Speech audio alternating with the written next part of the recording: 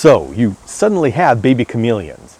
Maybe your Jackson's chameleon surprised you with a bunch of babies, or a clutch that you were incubating hatched before you were ready for it. Maybe you purchased an egg.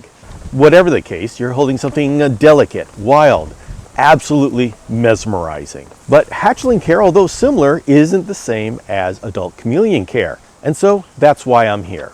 My name's Bill Strand, and I wrote this book, Tiny Dragons, The Art of Hatchling Chameleon Care. I wrote this book because this life stage of incubation to hatching to juvenile is the most fragile and misunderstood part of a chameleon's life, and it's the life stage that has the least amount of information written about it. Once I finished the book, I reflected back and picked out 5 main items that I would bring for someone looking into having a hatchling. And so this first video that I'm going to do on the book is going to be about the 5 things I'd like you to consider if you're thinking about getting into the hatchling stage. First, I want to talk about housing chameleons. And the first rule when it comes to housing hatchling chameleons is house them individually. No cohabitation. That means 1 baby per cage, period. I know people have fudged on that before, but start yourself off on the right path. From there, you have options. If you have a clutch of mini babies, or you're planning to sell them when they get old enough to be able to be shipped, then you can use small nursery cages. And these are the kind that will house them for about 3 months. That's about as long as you need to get them to a size where you can sell them. But if you're keeping just one and you want this as a long-term pet, then you can start at the adult size cage right away. The in-between sizes, like the ones I have behind me, are perfect for keeping the baby until they're juvenile and giving you plenty of time to find a new home for them. Now you're going to have choices between screen cages, hybrid cages, and glass cages. You'll want to go with screen cages if the environment in the room that you're going to have the cage in matches the environmental conditions that the chameleon needs. If you need more heat and or more humidity, then a hybrid cage or even a glass cage is appropriate. Usually, a hybrid cage is the best cage for a chameleon because that allows you the ability to increase humidity to about 100% at night. But here's the catch. If you have a more enclosed-in cage to hold into the humidity, it's going to hold in the heat as well, and you've got to make sure that your hatchlings don't overheat. The second point I want to bring up is hydration and drainage. Every aspect of husbandry is important for hatchlings, especially for hatchlings, but hydration deserves some special attention. Why? Well, first is because it's often just an afterthought, and second, because it requires deliberate planning. You have water coming into the cage, and water's got to come out of the cage. You can't just add water and hope for the best. Letting water pool at the bottom of the cage is unsanitary, and you'll have bacteria growth. And just letting water flow out of the cage is a real great way to ruin your furniture and get disapproving looks from your spouse, if you're lucky. So you need to plan for drainage. Me personally, I prefer to have a drip tray under the cage so the water can flow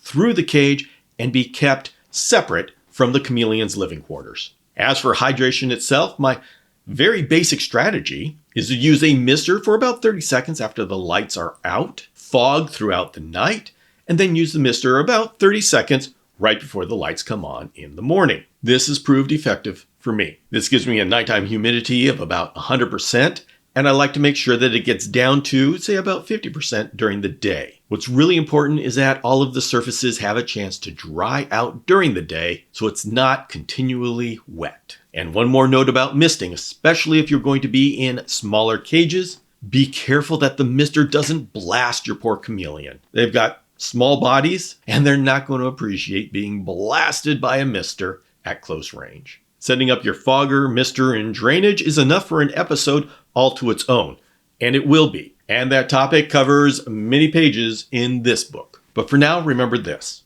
Dehydration is one of the most dangerous conditions for a baby chameleon, and when it works long term, you can have organ failure and not realize where it came from. Hydration is life support. Plan for it as if your chameleon's life depends on it, because it does. Next is feeding chameleons. Feeding baby chameleons presents a challenge because everything needs to be so small. Luckily, we have some easy solutions at our grasp. That is fruit flies, which are very easy to propagate, and crickets, which are available to us at any size and usually all year long. Fruit flies are fantastic because you can culture them at home, and once you get into the rhythm, you're not going to run out of them. And crickets are valuable because they put meat on the chameleon. Fruit flies can get you started, but crickets can be your main growth fuel. And here's the key to feeding hatchling chameleons.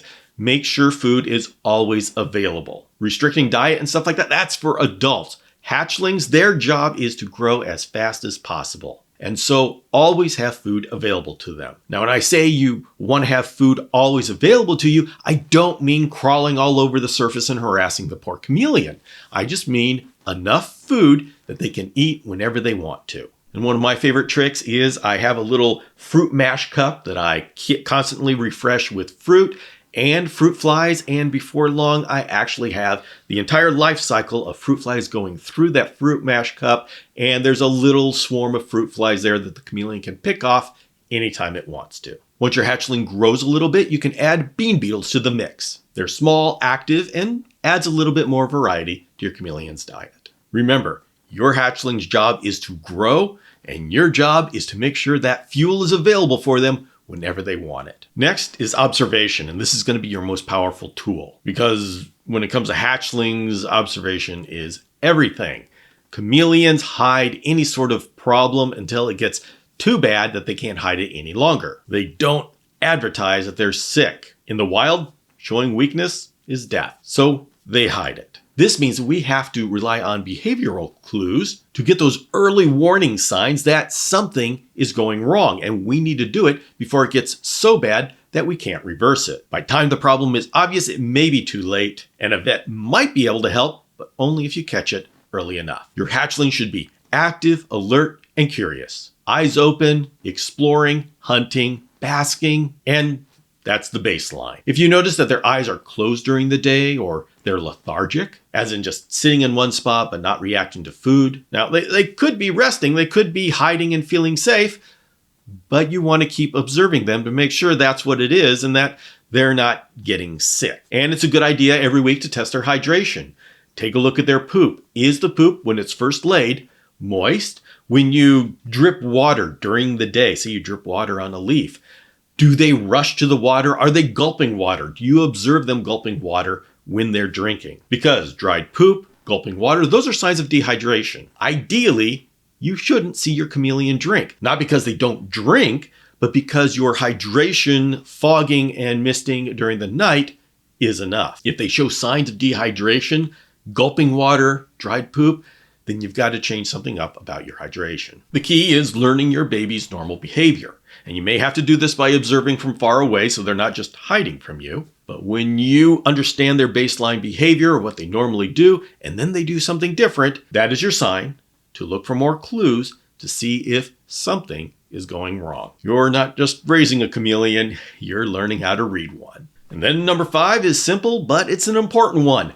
Have a plan before they hatch. And of course, this is for the people who have a warning.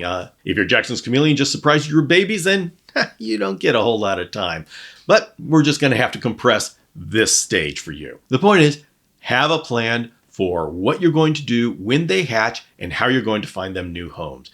If your chameleon just laid eggs, you've got time. Use this time wisely to figure out your marketing. Get your name out there so people know about you when you have to sell the babies.